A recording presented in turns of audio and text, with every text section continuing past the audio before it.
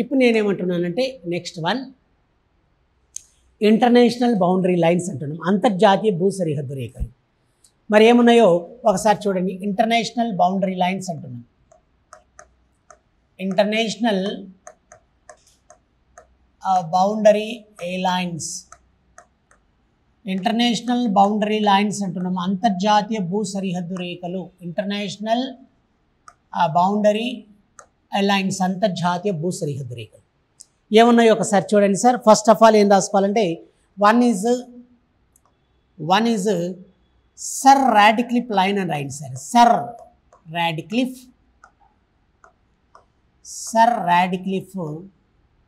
Line, ఇది మొదటిది. Sir Radcliffe line, sir Radcliffe line అని రాసుకోవాలి. సర్ రాడిక్లిఫ్ లైన్ అంటున్నాం, సర్ రాడిక్లిఫ్ లైన్ అని. సర్ రాడిక్లిఫ్ లైన్ అంటున్నాం, అక్కడే పక్కకే రాసుకోండి. సర్ రాడిక్లిఫ్ లైన్ అనగానే మీరు ఏం రాస్తారంటే sir Radcliffe line is an international boundary line in between India and Pakistan as well as India and Bangladesh. Sir Radcliffe line అనేది ఇండియా పాకిస్తాన్కి, India and Pakistan as well as India and బంగ్లాదేశ్ల మధ్య అంతర్జాతీయ భూ సరిహద్దు రేఖ.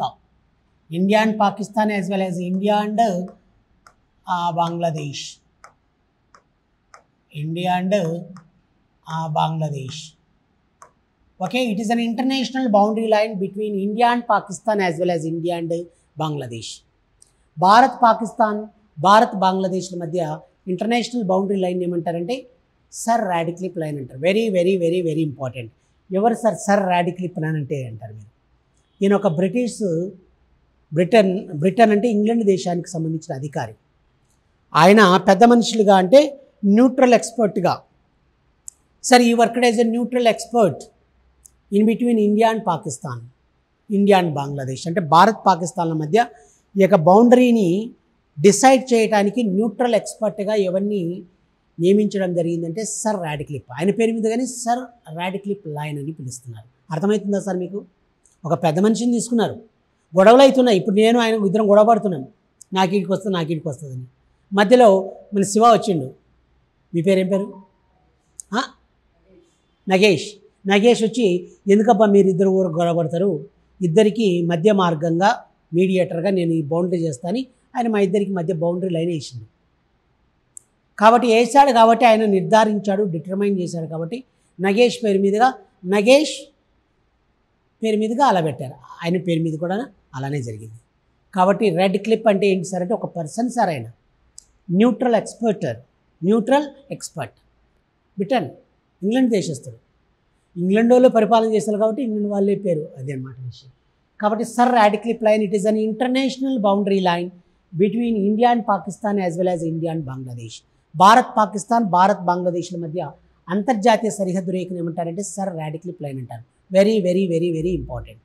Which of the following is an international boundary line between India and Pakistan అంటాడు sir Radcliffe line. మరి India and Bangladesh sir Radcliffe line. ఓకేనమ్మా? Yes. Next one number 2, second one Durand line అంటున్నాం. Durand line.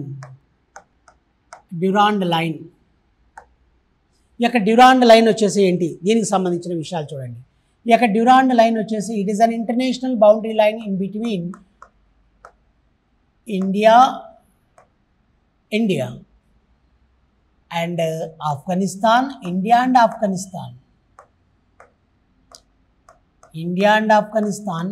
as well as India and Bhutan.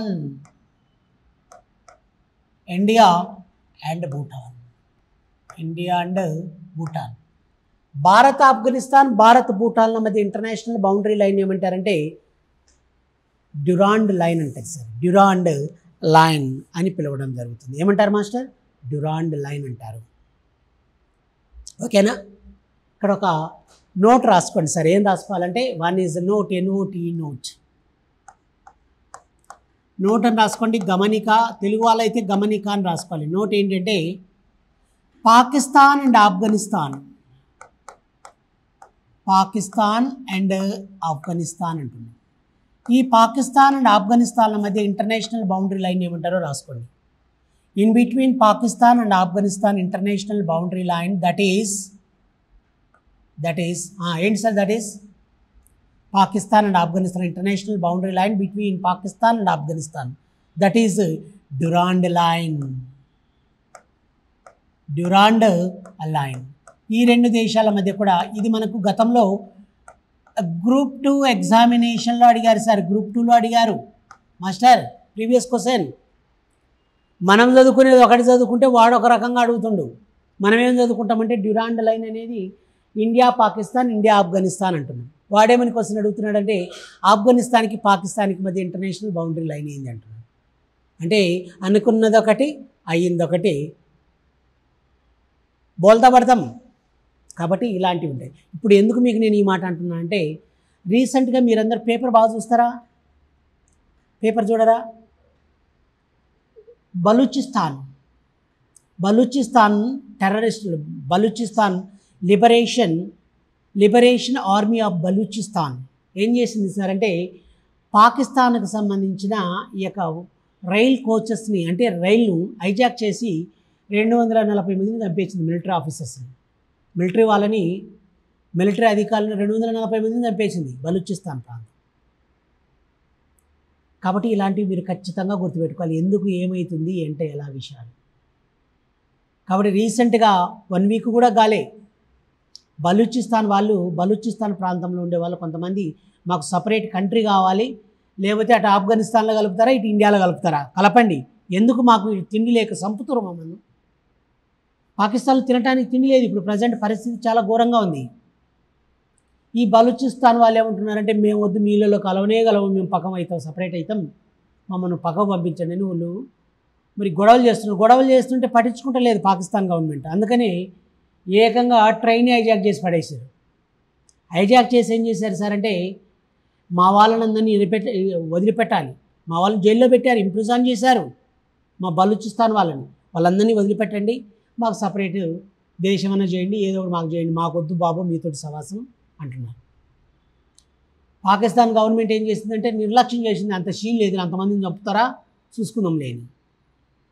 అయితే వీళ్ళు అనుకున్నది ఒకటి, వాళ్ళు ఏం చేశారంటే వాళ్ళు ఏం చెప్పారో అదే చేసి పెట్టారు. బలూచిస్తాన్ వాళ్ళు ఏం చేశారు, 242 మందిని హైజాక్ చేసిన వాళ్ళని ఒక్కరిని కూడా వదిలిపెట్టకుండా అందరినీ చంపేశారు. ఇప్పుడు పాకిస్తాన్ గుండెల్లో రైళ్లు పరిగెత్తుతున్నాయి. రైలు ట్రాక్ మీద పరిగెత్తుతలేవు, గుండెల్లో పరిగెత్తుతున్నాయి. రైలు ట్రాక్ మీద పోతలేదు సార్, గుండెల్లో పరిగెత్తుంది. వామ్మో వీళ్ళు ఎంతకైనా తెగిస్తారా బాబు అన్నట్టు వాళ్ళకి టెన్షన్ మొదలైంది పాకిస్తాన్కి. కాబట్టి ఇలాంటివి మీరు ఖచ్చితంగా గుర్తుపెట్టుకోవాలి. అందుకని మీకు నేను చెప్పడం, ఓకేనా? ఎస్, ఇది గుర్తుపెట్టుకుంటారు కదా sir.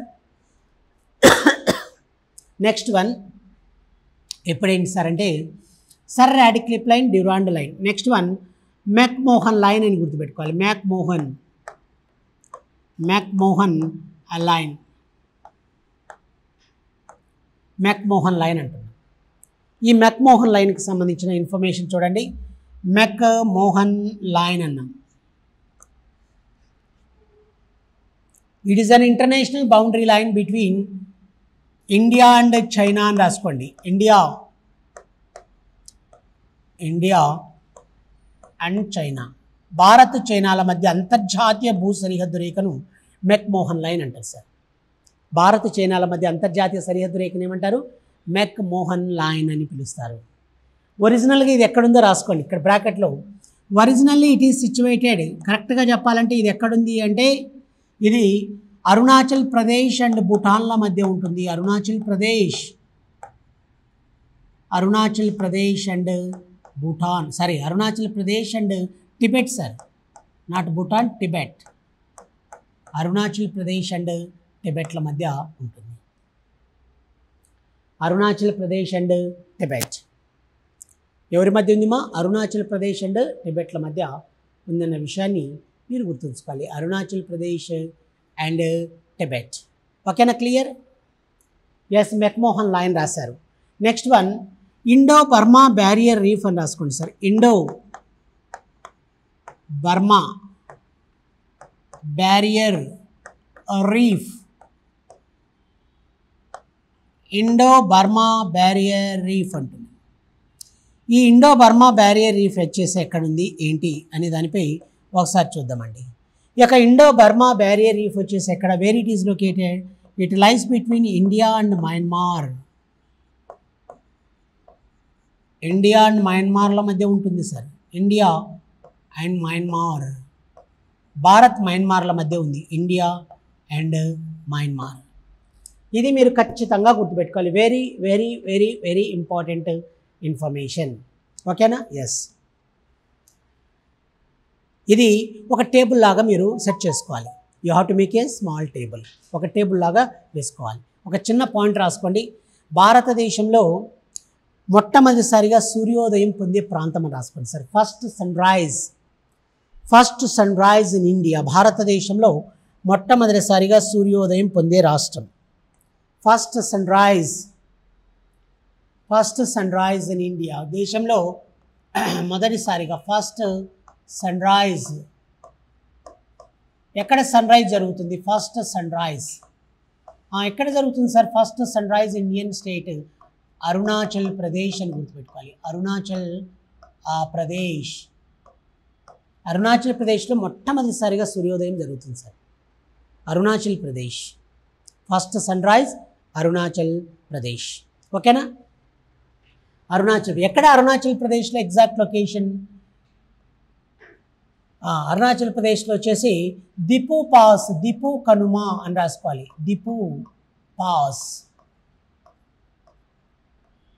దిపు pass in Arunachal Pradesh రాష్ట్రంలోని దిపు కనుమ వద్ద దిపు పాస్.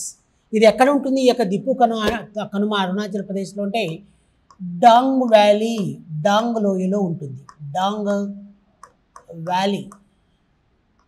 డాంగ్ లోయలో ఉంటుంది. అరుణాచల్ ప్రదేశ్ రాష్ట్రంలోని డాంగ్ లోయలో దిపు కనుమ వద్ద మొదటిసారిగా సూర్యోదయం జరుగుతుంది sir. Very very very very very important. కాబట్టి ఇండియాలో మొదటిసారిగా సూర్యోదయం పొందే రాష్ట్రం ఏది సార్? అరుణాచల్ ప్రదేశ్లో. ఎక్కడ? దిపు పాస్. దిపు పాస్ ఎక్కడుంది? డాంగ్ వ్యాలీలో ఉంటుంది అరుణాచల్ ప్రదేశ్లో. అందువల్ల అరుణాచల్ ప్రదేశ్ని ఏమంటారో ఇక్కడ రాసుకోండి. That's why Arunachal Pradesh state is known as సూర్యుడు ఉదయించే రాష్ట్రం. సూర్యుడు ఉదయించే రాష్ట్రం అంటారు. ఏమంటారండి దీన్ని? సూర్యుడు ఉదయించే రాష్ట్రం. The land of sunrise state అంటారు. The land of sunrise state, సూర్యుడు ఉదయించే రాష్ట్రం అని పిలుస్తారు. The land of sunrise state, సూర్యుడు ఉదయించే రాష్ట్రం అంటారు. ఓకేనా? ఎస్. ఓకే. ఇప్పుడు ఇమ్మీడియట్గా మీరు ఇక్కడ ఇంకోటి ఏం రాస్తారంటే 2 hours డిలే, 2 గంటలు ఆలస్యంగా. 2 hours డిలే అంటే 2 గంటలు ఆలస్యంగా సూర్యోదయం పొందే ప్రాంతం. 2 hours delay. The sun rises 2 hours delay at Dwarka in Gujarat. Dwarka in Gujarat. Gujarat రాష్ట్రంలోని ద్వారకాలో 2 గంటల ఆలస్యంగా సూర్యోదయం అనేది జరుగుతుంది. 2 hours డిలే. 2 గంటల ఆలస్యంగా సూర్యోదయం పొందే ప్రాంతం ఎక్కడ అని క్వశ్చన్ అడిగాడు అనుకోండి. 2 hours డిలే, 2 గంటల ఆలస్యంగా ద్వారకా ఇన్ గుజరాత్. గుజరాత్ రాష్ట్రంలోని ద్వారకా వద్ద 2 గంటల ఆలస్యంగా జరుగుతుంది సన్ రైజ్. ఓకేనా? క్లియర్? ఇది బాగానే ఉంది. ఇప్పుడు మీకు నేను ఇంకేం చెప్పాలి సార్ అంటే ఈ విషయాలన్నీ కూడా మనం ఇలా చెప్పాను. ఇప్పుడు మీరు ఏం రాస్తారంటే డిడ్ యూ నో, మీకు తెలుసా అని రాసుకోండి సార్. డిడ్ యూ నో అని రాసుకోండి. అందరు కూడా మీకు తెలుసా, ఏం తెలుసో ఒకసారి చూద్దాం. Yes. Okay. Did you know అని రాసుకొని వన్ ఈజ్, ఎప్పుడు మనం ఏం డిస్కషన్ చేయాలంటే one is did you know అని రాసుకొని వెరీ వెరీ ఇంపార్టెంట్ సార్. ఇవి మీకు అన్ని ఎగ్జామ్స్లో కూడా ఎస్ఎస్సి జీడీలో కూడా అడగడానికి అవకాశాలు ఉన్నాయి సార్. కాబట్టి అందరూ జాగ్రత్తగా అబ్జర్వ్ చేయండి. డిడ్ యూ నో అంటున్నాం. ఎస్. ఏంటి అవి అంటే బేసికల్గా చూడండి ఇక్కడ ఇవి ఎస్ఎస్సి జీడీ అంటే సిఆర్పిఎఫ్, సిఐఎస్ఎఫ్ ఇలాంటివి అంటారు కదా. వాటిలో అడుగుతాడు, ఎస్ఐలో అడుగుతాడు, కానిస్టేబుల్లో అడుగుతాడు, గ్రూప్ 1లో అడుగుతాడు. అన్ని కాంపిటేటివ్ ఎగ్జామ్స్లో అడగటానికి అవకాశాలున్న అంశాలు ఇవి. ఓకేనమ్మా? ఎస్. ఇక్కడ ఏంటి అంటే ఒకటి ఫస్ట్ వన్ ఉత్తరాఖండ్ అని రాసుకోవాలి. ఉత్తరాఖండ్. ఈ ఉత్తరాఖండ్ రాష్ట్రాన్ని ఏమంటారో తెలుసా అండి మీకు? ఉత్తరాఖండ్ని ఏమంటారంటే దేవభూమి, అబార్డ్ ఆఫ్ ద గాడ్ అని పిలుస్తారు. ఇంగ్లీష్లో అయితే abort of the God. Abort of the God అంటే దేవభూమి అని అర్థం. దేవభూమి అంటారండి. ఏ రాష్ట్రాన్ని దేవభూమి అంటారని క్వశ్చన్ అడిగారు అనుకోండి, ఉత్తరాఖండ్ రాష్ట్రాన్ని దేవభూమి, అబార్డ్ ఆఫ్ ద గాడ్ అని పిలుస్తారు. ఓకేనా? Yes, abode of the god, దేవభూమి అంటారు. Next one, number 2, Jammu and Kashmir. Jammu and Kashmir, UT. ఈ జమ్మూ అండ్ కాశ్మీర్ ఏమంటారో తెలుసా అండి మీకు? దీన్ని ఏమంటారంటే హెవెన్ ఆన్ ద ఎర్త్ అంటారు. Haven on the earth, haven on the earth అని పిలవడం జరుగుతుంది. అంటే భూలోక స్వర్గం అని పిలుస్తారు. ఏమంటారండి దీన్ని? భూలోక స్వర్గం, భూలోక స్వర్గం, హెవెన్ ఆన్ ద ఎర్త్ అని పిలవడం జరుగుతుంది. హెవెన్ ఆన్ ద ఎర్త్ అంటే భూలోక స్వర్గం, భూమి మీద స్వర్గం ఇది అని అంటారు. ఓకేనా? Yes, okay. Next one is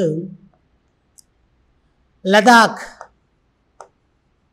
లదాఖ్ని ఏమంటారో ఒకసారి చూడండి. లదాఖ్ని ఏమంటారంటే mini Tibet or little Tibet అంటారు. Mini Tibet, mini Tibet or little Tibet, mini Tibet or little Tibet అని. ఇంకొక పేరుతో ఏమంటారంటే రూఫ్ ఆఫ్ ఇండియా, భారతదేశపు పైకప్పు అంటారు. Roof of India, roof of India అని, భారతదేశపు పైకప్పు అని కూడా పిలుస్తారు. Mini Tibet or little Tibet అని. Next one roof of India అనే పేర్లతో పిలవడం జరుగుతుంది. Very very very very important information. ఓకేనమ్మా? Yes. Next one Meghalaya. Meghalaya రాష్ట్రాన్ని ఏమంటారో ఒకసారి చూడండి. మేఘాలయ నార్త్ ఈస్టర్న్ స్టేట్ ఇది. Meghalaya is a north eastern state. ఈ మేఘాలయ రాష్ట్రాన్ని ఏమంటారంటే అబార్డ్ ఆఫ్ ద క్లౌడ్స్ అంటారు. Abode, abode of the clouds, abort of the clouds అంటారు. దీన్ని తెలుగులో ఏమంటారంటే మేఘాల నివాసం అంటారు. మేఘాల నివాసం, అబార్డ్ ఆఫ్ ద క్లౌడ్స్ అంటే మేఘాల నివాసం అని అర్థం.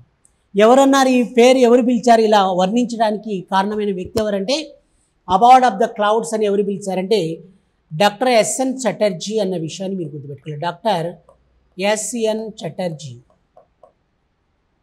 Set by S N Chatterjee. Very very very important.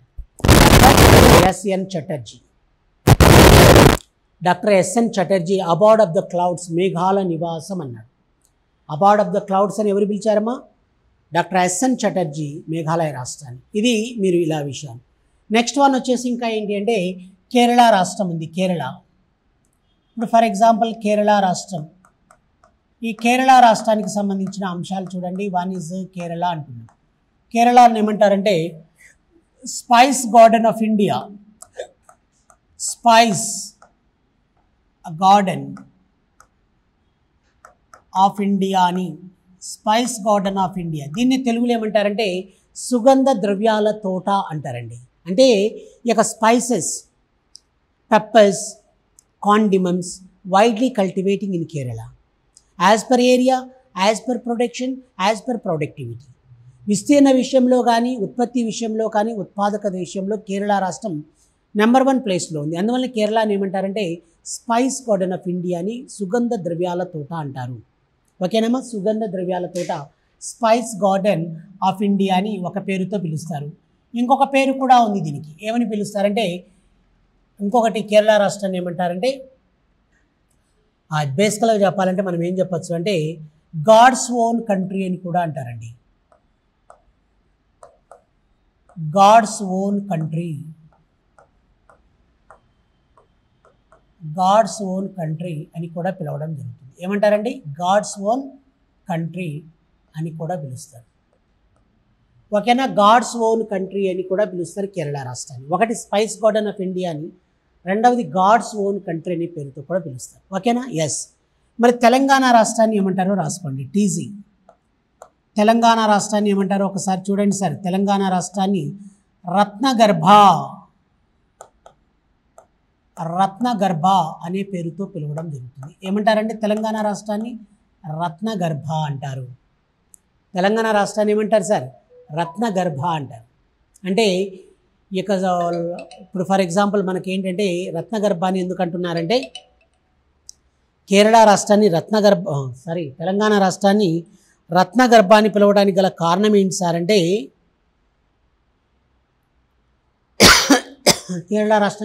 Telangana రాష్ట్రాన్ని కోల్ బాగా దొరుకుతుంది, ఐరన్ ఓర్ దొరుకుతుంది, అన్ని మినరల్స్ దొరుకుతాయి మన దగ్గర. అందువల్ల దాన్ని ఏమన్నారంటే రత్నగర్భ అని పిలిచారు. ఓకేనా? ఇది మీరు ఖచ్చితంగా గుర్తుపెట్టుకోవాలి, వెరీ వెరీ ఇంపార్టెంట్. ఏపీని ఏమని పిలుస్తారంటే ఇంకా బేసికల్గా చెప్పాలంటే ఏపీని రైజింగ్ సన్. ఓకేనా? రాసుకో, రైజింగ్ సన్ అంటారు. కొత్తగా చంద్రబాబు నాయుడు పెట్టిన పేరు చంద్రబాబు నాయుడు పెట్టిన రైజింగ్ సన్ అని. ఓకేనా? ఎస్. ఓకేనా? ఇది ఇలా విషయాలు మీరు జనరల్గా గుర్తుపెట్టుకోవాలి. కర్ణాటక రాష్ట్రం కర్ణాటక రాష్ట్రాన్ని ఏమంటారంటే కర్ణాటక రాష్ట్రానికి గల పేరు ఇంకొక పేరు ఏంటంటే కర్ణాటక రాష్ట్రాన్ని ఏమంటారంటే చూడండి, కర్ణాటక రాష్ట్రాన్ని రూఫ్ ఆఫ్ సౌత్ ఇండియా, దక్షిణ భారతదేశపు పైకప్పు అంటారు. రూఫ్ ఆఫ్ సౌత్ ఇండియా అని పిలవడం జరుగుతుంది. ఏమంటారు master? Roof of south India అంటారు. ఓకేనా? క్లియర్? ఎస్. ఇప్పుడు ఏంటి సార్ నెక్స్ట్ వన్ వచ్చేసి ఇంకా మనం ఏం డిస్కషన్ చేయాలంటే ఇది ఇంతవరకు ఇలా విషయాలన్నీ కూడా డిస్కషన్ చేసాం. ఇప్పుడు కోస్టల్ లైన్ చెప్పాలి మనం, తీరరేఖ. కోస్టల్ లైన్ మీకు ఏంటంటే ఇంకొక లెసన్ చెప్పేటప్పుడు ఆ లెసన్లో మీకు నేను క్లియర్ కట్గా డిస్కషన్ చేస్తాను. ఓకేనా? ఎస్. ఇప్పుడు మీరు ఏం రాస్తారంటే నెక్స్ట్ వన్ ఈజ్ ఇప్పుడు ఫర్ ఎగ్జాంపుల్ చూడండి, one is unification of India, భౌగోళిక స్వరూపం అని రాయండి సార్. భారతదేశానికి సంబంధించిన భౌగోళిక స్వరూపం ఎలా ఉందో ఒకసారి రాసుకోండి. భౌగోళిక స్వరూపం, physical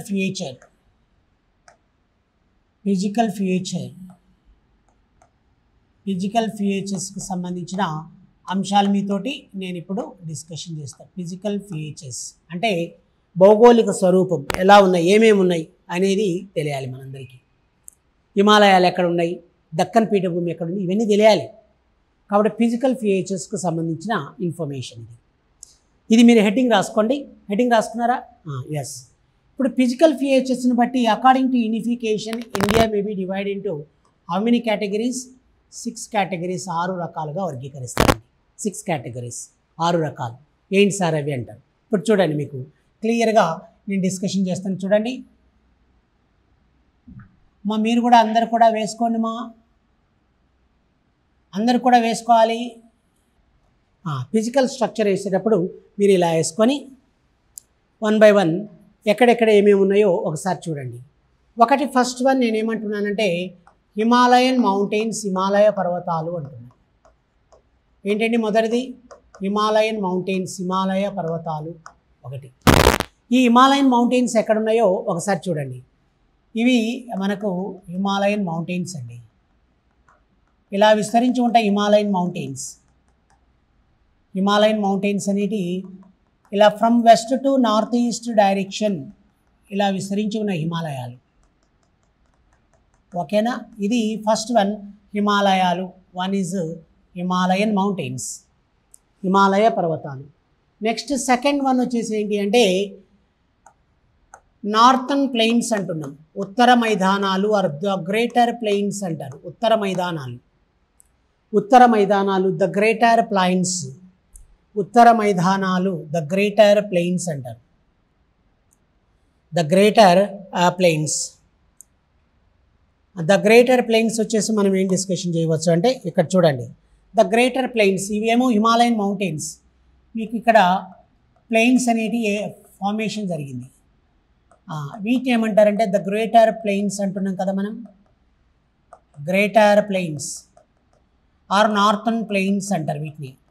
the greater plains or northern plains. ఇవన్నీ కూడా అందుకనే కలర్ నేను సపరేట్ చేస్తున్నాను చూడండి. ఇది వచ్చేసి ద గ్రేటర్ ప్లెయిన్స్ అంటున్నాం రెండవది. అండ్ థర్డ్ వన్ మూడవది చూడండి, third one is peninsular upland, ద్వీపకల్ప పీఠభూమి అంటున్నాం. పెనిన్సులర్ అప్లాండ్ అంటే ద్వీపకల్ప పీఠభూమి అంటారండి, తెలుగులో ద్వీపకల్ప పీఠభూమి అంటారు. ఇది ఎక్కడుందో ఒకసారి చూడండి. ద పెనిన్సులర్ అప్లాండ్ ద్వీపకల్ప పీఠభూమి అనేది ఎక్కడ ఉంటుంది అంటే, ద్వీపకల్ప పీఠభూమి అనేది ఎక్కడుంది సార్ అంటారు మీరు. ద్వీపకల్ప పీఠభూమి వచ్చేసి ఓకేనా, ద్వీపకల్ప పీఠభూమికి ఏ సంబంధించిన అంశం ఇది. థర్డ్ వన్ ద్వీపకల్ప పీఠభూమి. మాస్టర్ మీకు స్ట్రక్చర్ ఖచ్చితంగా గుర్తుపెట్టుకోవాలి. ఇది ఎందుకు నేను వేసాను అంటే, నాకేదో అట్లా ఎంజాయ్మెంట్ కోసం కాదు, మీకు బాగా గుర్తుండాలి. ఇలా ఏది చెప్తేనే మీకు క్లియర్గా అర్థమవుతుంది. కాబట్టి ద్వీపకల్ప పీఠభూమి అంటే ఇదంతా ద్వీపకల్ప పీఠభూమి. అండ్ ఫోర్త్ వన్ చూడండి, నాలుగవది. Fourth one is coastal plains అంటారు, తీర మైదానాలు. కోస్టల్ ప్లెయిన్స్ అంటే తీర మైదానాలు అండి. ఎక్కడున్నాయి సార్ కోస్టల్ ప్లెయిన్స్ అంటారు, ఇదంతా కోస్టల్ ప్లెయిన్స్. ఇదంతా ఇక్కడ సేట్ చేస్తున్నాను చూడండి. ఈ సేట్ చేసే ప్రాంతం అంతా ఏంటంటే coastal plains, east coastal plains as well as west coastal plains అంటున్నాం. తూర్పు తీర మైదానాలు మరియు పశ్చిమ తీర మైదానాలు అంటారండి. East coastal plains as well as west coastal plains. East coastal plains as well as west coastal plains. ఈ వెస్ట్ కోస్టల్ ప్లెయిన్స్ ఓకేనా, ఇవి కోస్టల్ ప్లెయిన్స్ అండి. కాబట్టి ఫోర్త్ వన్, ఇది కూడా fourth one, coastal plains. Okay, next one is coastal plains తర్వాత desserts అంటే ఎడారులు అంటున్నాం. డెజర్ట్స్ అంటే ఏంటండి, ఎడారి. ఈ ఎడారులు వచ్చేసి ఎక్కడుంది అంటే, ఇది ఎడారి ప్రాంతం అండి. Thar desert, the great Indian desert, Thar desert. ఇదే థార్ ఎడారి. Thar desert, the great Indian desert, Thar desert. ఓకేనా, ఎస్. నెక్స్ట్ వన్ ఐలాండ్స్ అంటున్నాం, దీవులు. ఐలాండ్స్ అంటే దీవులు. ఎక్కడున్నాయి సార్ దీవులు భారతదేశానికి? భారతదేశంలో దీవులు ఎక్కడున్నాయో ఒకసారి చూడండి. ఐలాండ్స్ అంటున్నాం. ఈ యొక్క ఐలాండ్స్ వచ్చేసి ఎక్కడున్నాయంటే, ఇప్పుడు ఫర్ ఎగ్జాంపుల్ ఇవి Andaman and Nicobar islands, A and N అంటున్నాం. Andaman and Nicobar islands. A and N అంటే అండమాన్ మరియు నికోబార్ దీవులు. Next one here, these are Lakshadweep. Lakshadweep islands ఇక్కడ ఉన్నాయి. లక్షద్వీప్ ఐలాండ్స్, ఎల్ ఎల్ అంటే లక్షద్వీప్. చూడండి, ఇది ఇలా విషయాలు.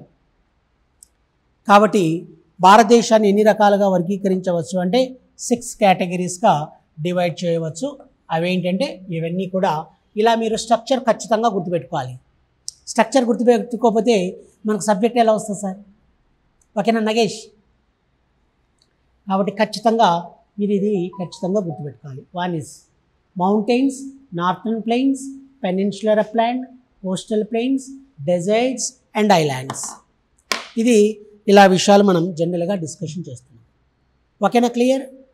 ఓకే, ఫస్ట్ వన్ వచ్చేసి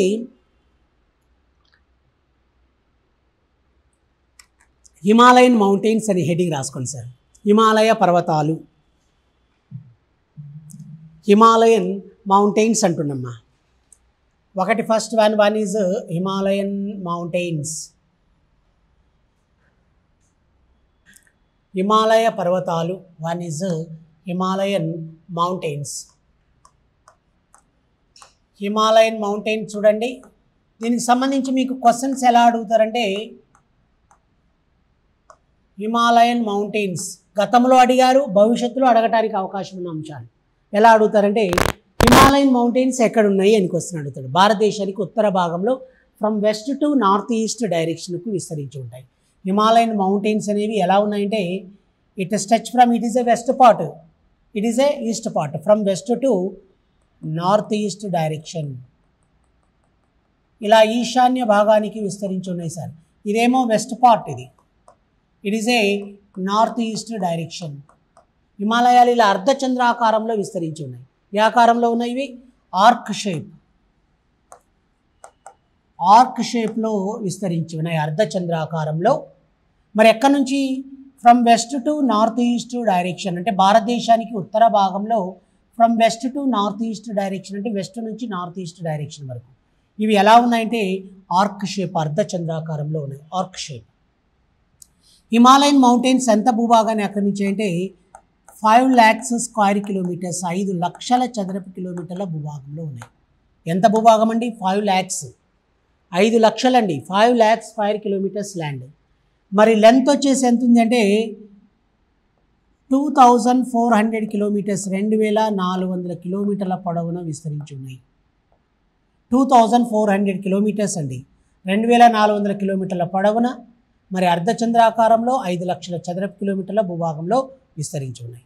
ఇవి ఏ ప్రక్రియ వల్ల ఏర్పడ్డాయి అంటే టెర్షరీ యాక్టివిటీ, టెర్షరీ ప్రక్రియ వల్ల ఏర్పడ్డాయి. టెర్షరీ ప్రక్రియ, దీన్ని ఇంకొకటి ఏమంటారంటే ప్లేట్ టెక్టానిక్స్ అని కూడా మనం చెప్పుకోవచ్చు. హిమాలయాలు ఎలా ఏర్పడ్డాయి అని రేపు మీకు క్వశ్చన్ అడిగారు అనుకోండి, హిమాలయాలు ఏర్పడటానికి గల కారణం ఏంటి అంటే one is the tertiary activity are plate tectonics, అంటే భూపలకలు ఒకదానితో ఒకటి ఢీకొట్టడం వల్ల. ఓకేనా? భూపలకలు ఒకదానితో ఒకటి ఢీకొట్టడం వల్ల హిమాలయాలు ఏర్పడ్డాయి. భూపలకలు ఒకదానితో ఒకటి ఢీకొట్టడం వల్ల హిమాలయాలు ఏర్పడ్డాయి అన్న విషయాన్ని మీరు గుర్తుపెట్టుకోవాలి. కాబట్టి ఇవి ఏ ఆకారంలో ఉన్నాయి? ఆర్క్ షేప్లో ఉన్నాయి. ఎంత భూభాగాన్ని ఆక్రమించాయి? 5 lakhs. మరి ఎన్ని కిలోమీటర్లు? 2400 కిలోమీటర్స్. మరి tertiary activity are plate tectonics వల్ల ఏర్పడ్డాయి అన్న విషయాన్ని మీరు గుర్తుపెట్టుకోవాలి. ఇక్కడ నేను ఒక చిన్న టేబుల్ చెప్తా చూడండి. ఇక్కడ ఒక చిన్న టేబుల్ చెప్తా, ఇది ఒక్కసారి అందరూ కూడా అబ్జర్వ్ చేయండి. ఒకటి టెక్టానిక్స్, ఈ పాయింట్ రాసుకోండి. టెక్టానిక్స్ అనేది మనం బేసికల్గా ఆంగ్ల భాషా పదం. ఇది టెక్టానిక్స్ అనే ఆంగ్ల భాషా పదం. టెక్టానిక్స్ అనే ఆంగ్ల భాషా పదం టెక్టాన్ అనే గ్రీకు భాషా పదం నుంచి తీసుకోబడింది. ఎక్కడి నుంచి తీసుకోబడిందమ్మా ఇది? టెక్టానిక్స్ అనే గ్రీక్ టర్మ్ నుంచి. ఈ పాయింట్ రాసుకోవాలి సార్. టెక్టాన్ అనే గ్రీకు భాషా పదం నుంచి తీసుకోబడింది. టెక్టానిక్స్ అనే ఆంగ్ల భాషా పదము టెక్టాన్ అనే గ్రీక్ టర్మ్ నుంచి తీసుకోబడింది. టెక్టాన్. ఈ టెక్టాన్ అనే గ్రీకు భాషా పదానికి అర్థం ఏంటి అంటే టెక్టానిక్స్ అనే ఆంగ్ల భాషా పదము టెక్టాన్ అనే గ్రీక్ టర్మ్ నుంచి. ఈ టెక్టాన్ అనే గ్రీక్ టర్మ్కి అర్థం ఏంటి సార్ అంటే కార్పెంటర్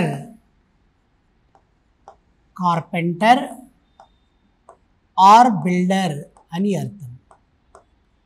కార్పెంటర్ ఆర్ బిల్డర్ అంటే వడ్రంగి అని, భవన నిర్మాణదారుడు అనే అర్థాన్ని కలిగి ఉంది.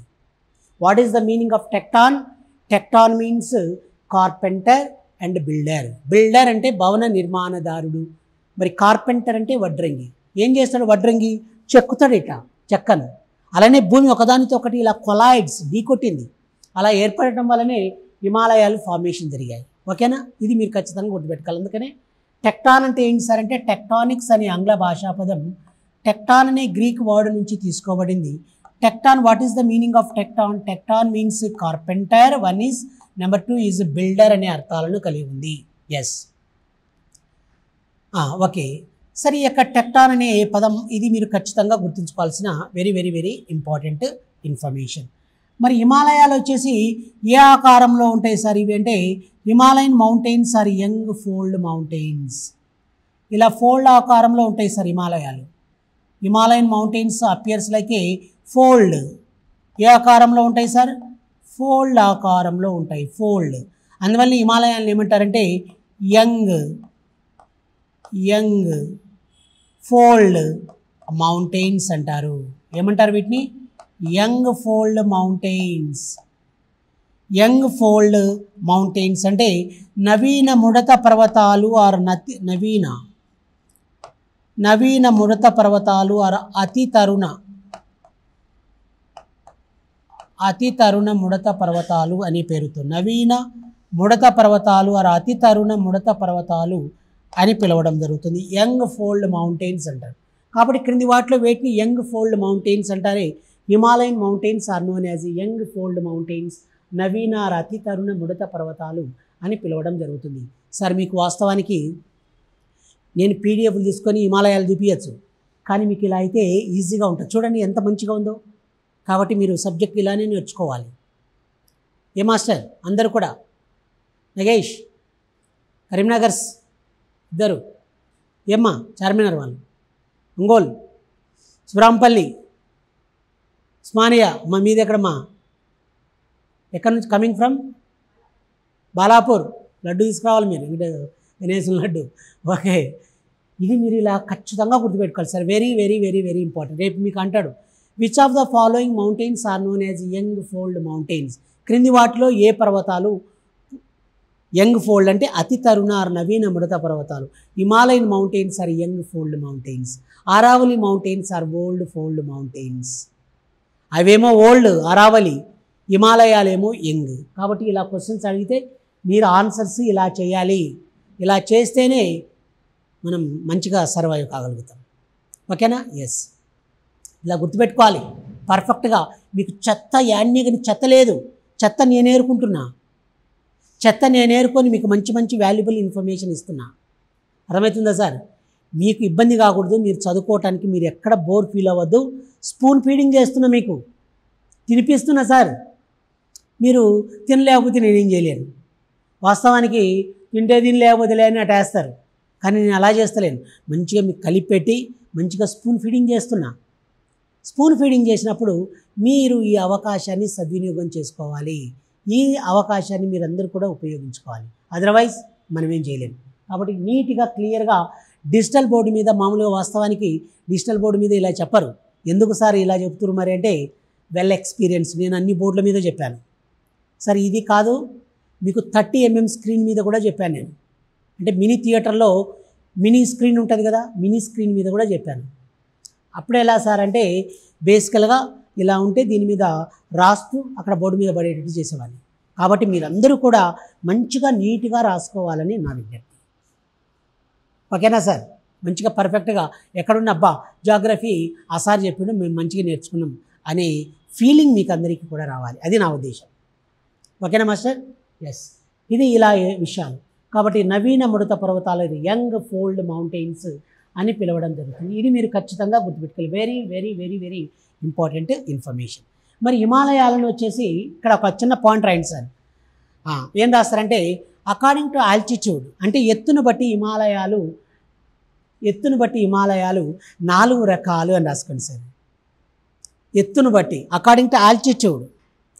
అకార్డింగ్ టు ఆల్టిట్యూడ్ అంటే ఎత్తును బట్టి హిమాలయాలు ఎన్ని రకాలు సార్?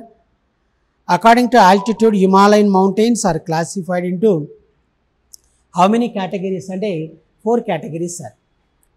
ఎత్తును బట్టి హిమాలయాలను ఎన్ని రకాలుగా వర్గీకరిస్తారు అంటే 4 రకాలు ఎత్తును బట్టి. కాబట్టి అకార్డింగ్ టు ఆల్టిట్యూడ్, ఇంగ్లీష్ వాళ్ళైతే ఇలా రాసుకోండి. ఆల్టిట్యూడ్ అంటే ఎత్తు సార్. యాజ్ పర్ ఆల్టిట్యూడ్, ఎత్తును బట్టి హిమాలయాలను ఎన్ని రకాలుగా వర్గీకరించవచ్చు. అకార్డింగ్ టు ఆల్టిట్యూడ్, ఎత్తును బట్టి హిమాలయాలు ఎన్ని రకాలంటే 4 categories. What are they sir అంటే, 1 ఈజ్ హిమాద్రి అని రాసుకోవాలి సార్. 1 ఈజ్ హిమాద్రి. ఒకటి sorry 1 minute. Yes, okay. Altitude ఎత్తును బట్టి ఎన్ని రకాలని చెప్పాం? 1 ఈజ్ 4 కేటగిరీస్ అన్నాం. 1 ఈజ్ ట్రాన్స్ హిమాలయన్ జోన్ అని రాయండి. Trans Himalayan zone, trans Himalayan zone అంటున్నాం. ట్రాన్స్ హిమాలయ మండలం ఒకటి, trans Himalayan zone, trans Himalaya మండలం. నెంబర్ 2 వచ్చేసి హిమాద్రి.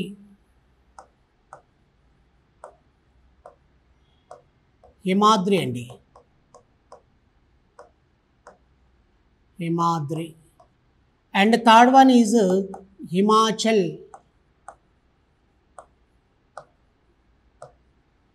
హిమాచల్ అంటున్నాం. And fourth one is Shivalik. కాబట్టి ఎన్ని రకాలండి ఇవి?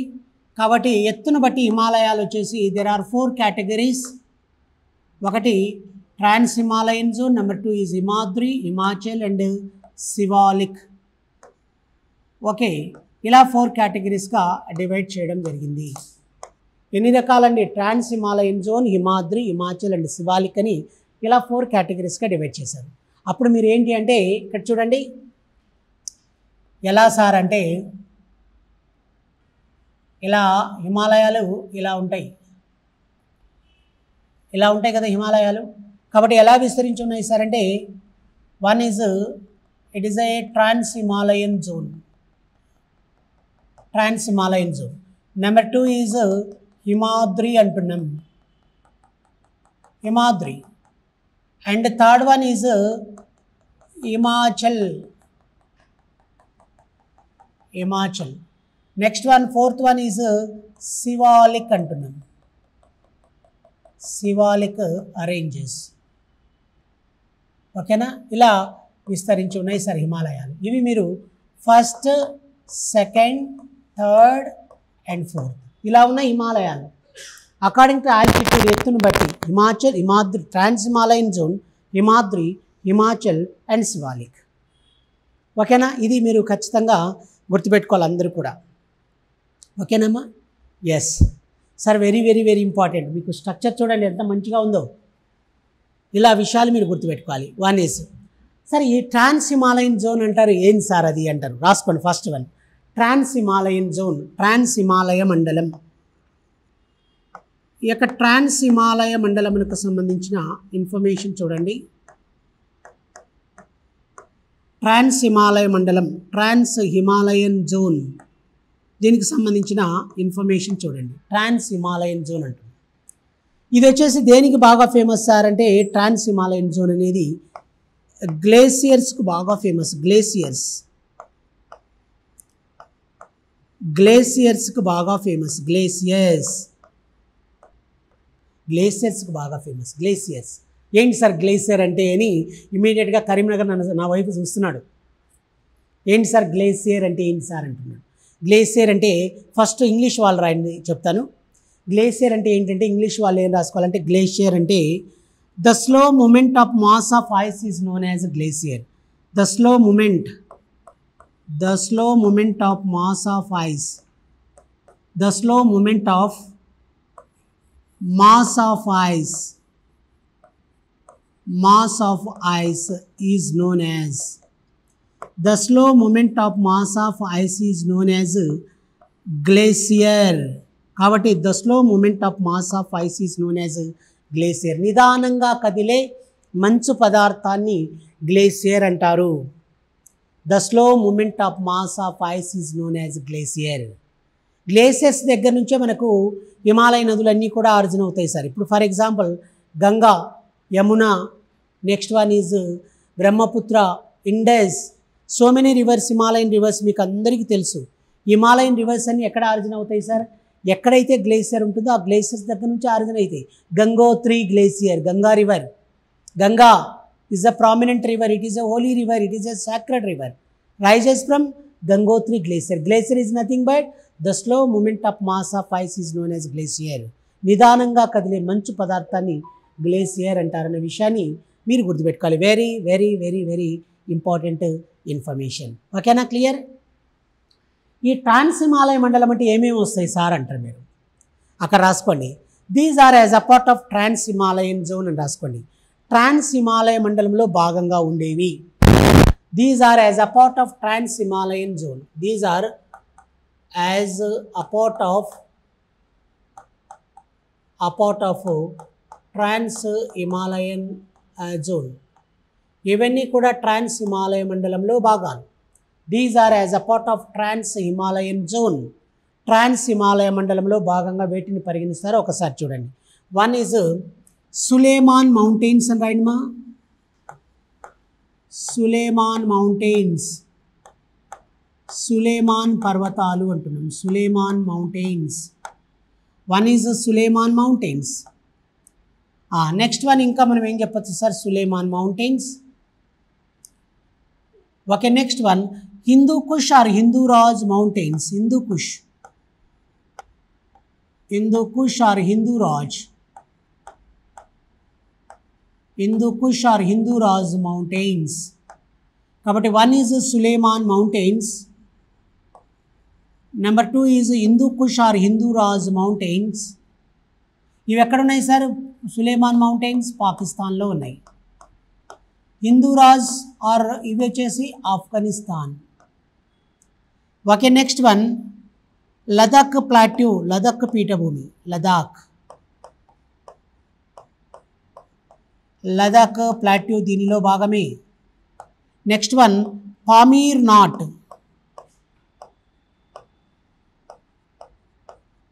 పామీర్ నాట్ అంటే పామీర్ పీఠభూమి. Pamir knot, Ladakh, Pamir knot. Next one Zanskar range.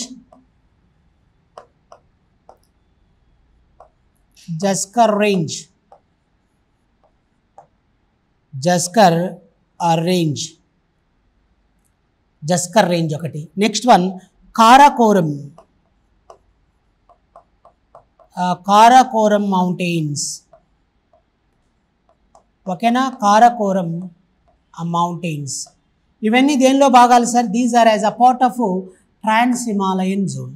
ఇవన్నీ ట్రాన్స్ హిమాలయ మండలంలో భాగంగానే పరిగణించడం జరుగుతుంది. Pamir not, Zanskar range, next one Karakoram mountains.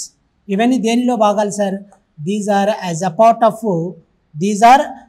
Part of trans Himalayan zone. తిరుగులేదు సార్, మీకు ముందే చెప్తున్నా. నేను ఎచ్చలు చెప్పుకోవడం, నేను గొప్ప చెప్పుకుంటలేను. మీరు ఇలా చదివిరంటే ఖచ్చితంగా ఉద్యోగం మీదే.